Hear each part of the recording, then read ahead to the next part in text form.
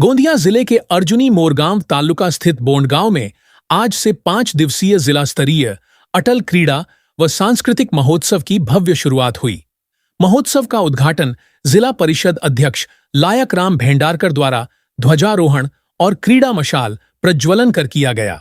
इस अवसर पर आमगांव देवरी विधानसभा क्षेत्र के विधायक संजय पुराम और अर्जुनी मोरगांव विधानसभा क्षेत्र के विधायक राजकुमार बड़ोले प्रमुख रूप से उपस्थित रहे।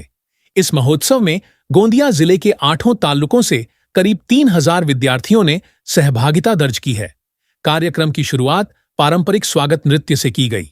यह जिला स्तरीय अटल क्रीड़ा व सांस्कृतिक महोत्सव कुल 5 दिनों तक चलेगा। महोत्सव में सामूहिक एवं व्यक्तिगत खेल स्पर्धाएं, विविध सांस्कृतिक कार्यक्रम और आकर्षक कवायद प्रतियोगिताएं आयोजित की गई हैं। स्पर्धाओं को देखने के लिए बड़ी संख्या में नागरिक उपस्थित रहे।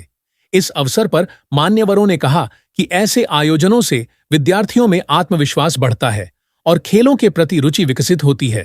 आपण जिल्हा परिषद गोंदिया अंतर्गत हे तिसरं वर्ष आहे की आपण जिल्ह्याच्या माध्यमातून आपण हा अटल महोत्सव सुरू केलेला आहे। पहिल्या वर्षी आपण हा कार्यक्रम गोंदियाला घेतलेला होता, दुसऱ्या वर्षी गोरेगावला घेतला आणि तिसरं वर्ष आहे की आपण बोंडगाव देवीला घेत आहोत। ह्या अटल महोत्सव घेण्यामागील उद्देश ही आपण जिल्हा परिषदेची स्थापनाची ग्रामीण जनतेसाठी असते आणि ग्रामीण भागात आपला हा अटल महोत्सव पोहोचणे हा एक आमचा उद्देश होता। आपण शहरी भागामध्ये दोनदा घेण्याचा प्रयत्न केला, म्हणजे एक जिल्ह्याच्या ठिकाणी, आपण नगरपंचायतच्या ठिकाणी आणि तिसरं आहे की ग्रामीण भागामध्ये म्हणजे आपण केंद्र स्तरावर आणि सगळ्या जिल्हा परिषदच्या सदस्य आणि पदाधिकाऱ्यांच्या माध्यमातून ह्या कार्यक्रमाचं आयोजन आहे आणि याचा एक आनंद आम्हाला आहे। किती तालुक्यातले या ठिकाणी विद्यार्थी आले ज्यांची निवड झाली होती जिल्हा स्तरीय स्पर्धेसाठी? आपल्या जिल्हा परिषदेची एकूण पटसंख्या जवळपास 90,000च्या वर आहे। जवळपास याच्यामध्ये 45,000 विद्यार्थ्यांनी जिल्ह्यामध्ये सहभागी घेतलं। त्याच्यामध्ये काही विद्यार्थी केंद्र स्तरावर, काही विद्यार्थी तालुका स्तरावर आणि जिल्ह्यामध्ये माझ्या माहितीप्रमाणे 3 ते 3,500 विद्यार्थी या ठिकाणी सहभागी होणार आहेत। कुठल्या खेळांचा आणि या ठिकाणी कलेचा समावेश असणार आहे त्याच्यामध्ये?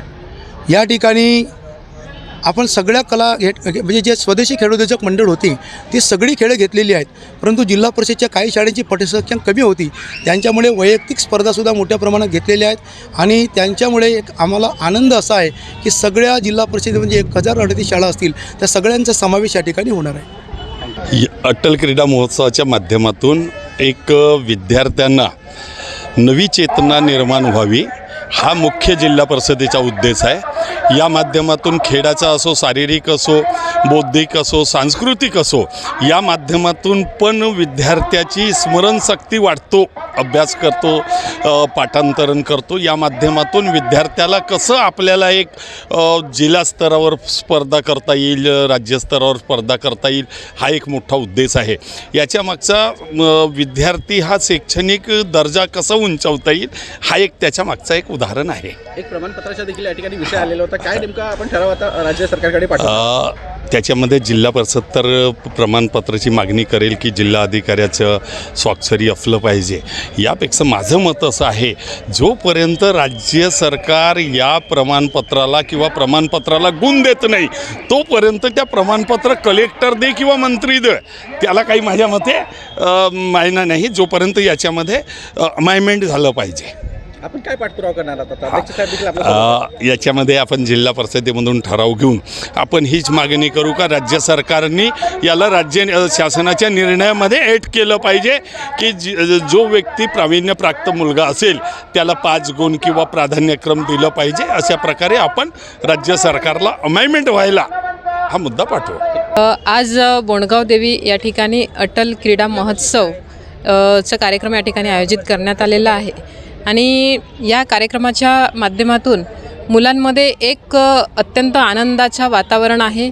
आपण प्रत्येक वेळेस पाहतो त्यांच्याकडे शिक्षणाचा सुद्धा एक बोजा असते, परंतु त्यांना मन मोकळं जगण्यासाठी एक व्यासपीठ आणि एक मैदान याची सुद्धा जर आपण त्यांना उपलब्ध करून दिलं व्यासपीठ, तर निश्चितच ते शिक्षणासोबतच इतर कलागुण जे आहे त्यामध्ये ते निश्चित ते समोर जातील आणि त्या पद्धतीनं ते काम करतील आणि त्या सर्व या ठिकाणी आलेल्या सर्व विद्यार्थ्यांना मग ते क्रीडा स्पर्धा खो कबड्डी असेल किंवा इतर प्रश्नमंजुषा असेल, धावणं असेल, गोळाफेक असेल, अशा सर्व विद्यार्थ्यांना माझ्या अशा सूचना आहेत की निश्चितच त्या या स्पर्धेमध्ये यशस्वी होतील.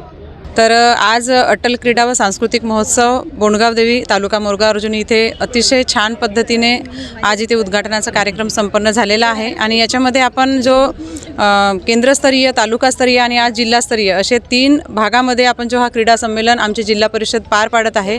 तर अतिशय जिज्ञासू वृत्तीने आमचे विद्यार्थी याच्यामध्ये सहभागी होत आहेत. ते माध्यमिकचे असो किंवा प्राथमिकचे असो, अतिशय छान पद्धतीने आणि आनंददायी वातावरणामध्ये त्यांचा हिरिरीने सहभाग ह्या सर्व क्रीडा आणि सांस्कृतिक कार्यक्रमामध्ये होत आहे. आणि याच्यामधूनच एक नवीन समाज आणि एक नवीन समाजातील पिढी घडविण्यासाठी हा क्रीडा महोत्सव खूप चांगला आनंददायी ठरणार आहे. आणि खूप म्हणजे समाधान याच्यातून व्यक्त करण्यात येत आहे. आणि जी विद्यार्थ्यांना जो आजच्या मोबाईलच्या युगामध्ये जे विद्यार्थी मैदानी खेळापासून दूर गेलेले होते, ते विद्यार्थी आज मैदानी खेळामध्ये रंगत आहेत आणि खेळत आहेत. आणि हे आमच्यासाठी खूप मोठी आमच्या जिल्हा परिषदेची उपलब्धी आहे. याच्यामध्ये आमचे माजी अध्यक्ष पंकजभाऊ रहांगडाले आणि आमचे विद्यमान अध्यक्ष सन्माननीय लायकरामभाऊ भेंडारकर यांचं महत्त्वपूर्ण योगदान आहे. आणि यांच्यासोबत आमच्या सर्व जिल्हा परिषदेचे सभापती आणि सर्व जिल्हा परिषद सदस्य हे सहकार्याने आणि सहकार्याच्या भावनेतून कार्य करीत आहेत.